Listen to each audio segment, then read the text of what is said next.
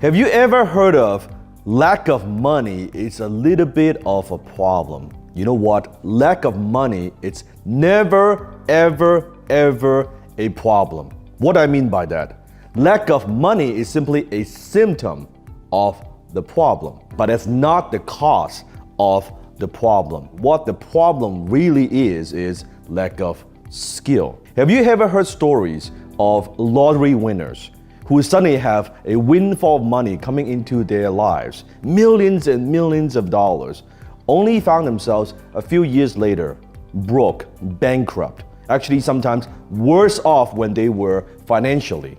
Now, why is that? They have money, but they don't have the skills of the rich. I am rich not because of my money, because I started with no money. I was in debt. I was hundreds of thousands of dollars in debt.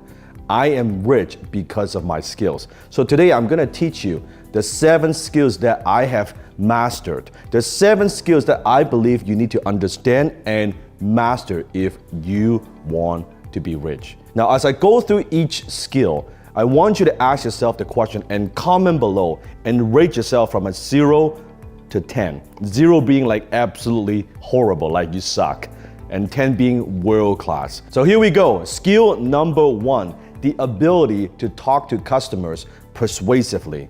I call that closing skill. Do you know how to close? Can you articulate the value of what you do to your potential clients?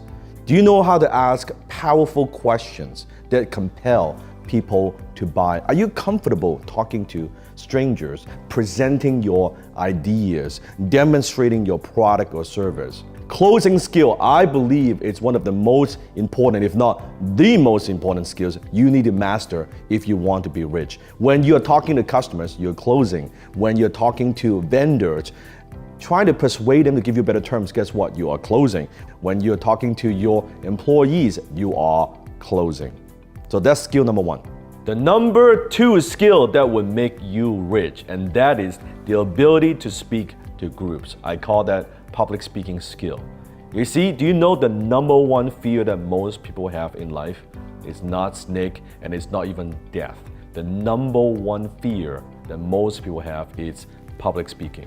Now, why do so many people, why are they afraid of speaking to groups most of the time? Because they worry about if they're gonna sound stupid, or how do they look, or they are afraid because they might say something wrong.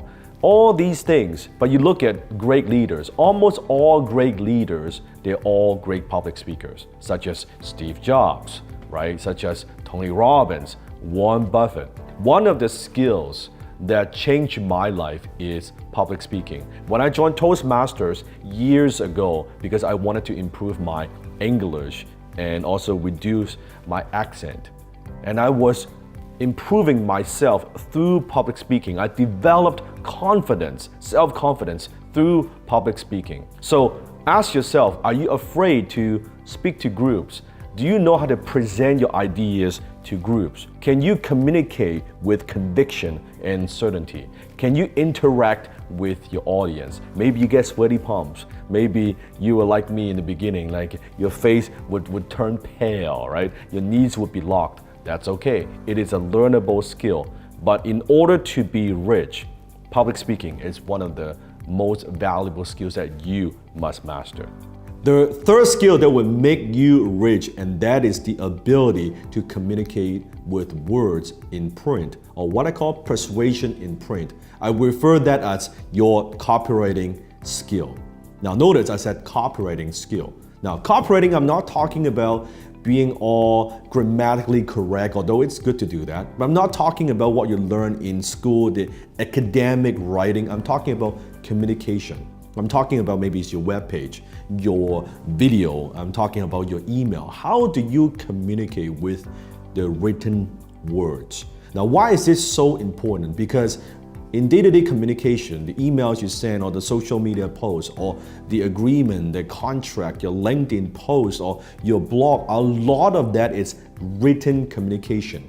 And when you know how to communicate effectively through the written words, it gives you a tremendous amount of leverage. Let me give you a perfect example. Let's say you create a social media post and you have a decent amount of following. That gives you leverage because what you say and what you write, that is seen by hundreds of people, thousands of people. In my case, it could be millions of people. In fact, copywriting is the very first skill that I developed as young Dan Lok, and that's the skill that changed my life. That's how I went from losing money and not making enough money to earning $10,000 a month in my early 20s. So copywriting. Now that is not taught in school. School taught us writing, but it didn't teach us copywriting. So that's skill number 3, the ability to communicate with words in print. Skill number 4, and that is the ability to communicate clearly and effectively with your team. I'm talking about your leadership skill. You see, in order to be an effective leader, you also must be an effective communicator.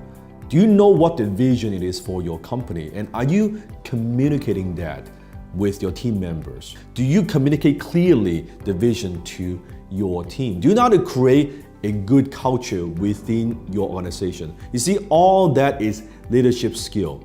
Business is not a solo sport. Business not only is an intellectual sport, but it's also a team sport. As an organization, you're only as good as your team. It's very, very important to develop that leadership ability, to be able to inspire, to motivate, and lead your team. Skill number 5, and that is the ability to manage and organize your time for maximum results. Some people refer that as time management. I refer that as priority management. Because at the end of the day, we all only have 24 hours a day, 7 days a week, and 365 days a year. You cannot actually manage time because we all have the same amount of time.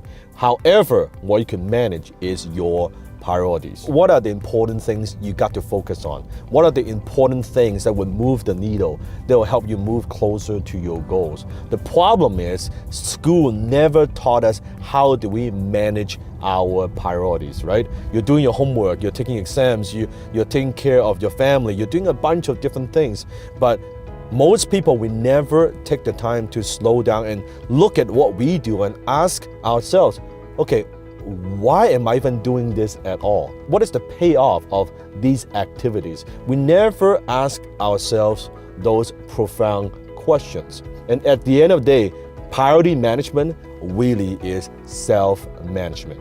How do you manage yourself? And if every single day you can manage your time efficiently and effectively, and you focus on just a handful of things, right? There are 2 or 3 things that you know if you keep doing that consistently would get you the results that you want. So rich people understand, they realize the value of their time, and that's why they avoid what I call minimum wage activities. If someone can get the job done costing you less than what your time is worth, we delegate it. So that's skill number 5. Skill number 6, and that is the ability to read financial statements. I call that financial literacy skill. Now, this skill is not taught in school. In school, how do we measure how well we do? Your scorecard. Are you getting A? Are you getting a B? Are you getting a C? Well, in the real world, in the business world, we look at your financial statements. Your financial statements, they are your scorecard. It tells us how well you are doing financially. How well are you managing your money? Now, you may be thinking, well, Dan, are you asking me to be an accountant, like take an accounting course or be a bookkeeper, things like that? No, but you do need to understand the language of money. Financial literacy, that's the language of money. How money works, your balance sheet, your income statement, your cash flow statement. When you look at the statement, you just look at the number and say, oh my God, man, I don't know what's going on, or I'm not making enough money this year in this fall, or I'm having a loss this year in business. Or can you read between the lines? What is it telling me? What's the story? How am I managing my money, right? And you need to understand the basics of some of these vocabularies of money: credit score, return on investment, profit and loss. right? Capital gain, capital loss, depreciation. A lot of these words, that's what you have to understand. You cannot improve something you don't measure. So financial literacy, and it's extremely important skill you must master if you want to be rich. Skill number 7, and that is the most important skill out of them all, and that is the ability to manage your own mind. I call that your mindset skill. Frustration, negativity, fear, envy, depression, limiting belief, procrastination. How do you manage your emotions? How do you manage your mind? You see, you could get all the other 6 skills right, and you can master all other 6 skills, but if you don't have your mindset right, it's not going to work. I've said it many times. The book Napoleon Hill wrote, it's called Think and Grow Rich. Part of thinking is managing your mind. What are you feeding in your mind? How many times you know exactly what you need to do to accomplish your goal, to achieve results, but you cannot get yourself to do it because of procrastination? Maybe how many times in your life you have opportunities slip through your fingers and you cannot get yourself to step up and take action because of self-limiting belief? Or what about how many times that you know that other people believe in you, but you don't believe in yourself because of self-limiting belief? That's all mindset skill. So those are the 7 skills that will make you rich. If you want to know how it went from a poverty consciousness, a poverty mindset to a millionaire mindset, click the link below or somewhere on this page. I'm going to train you on it. Lao Tzu said it best, knowing others is intelligence, but knowing yourself, that's true wisdom. Mastering others is strength, but mastering yourself, that's true power.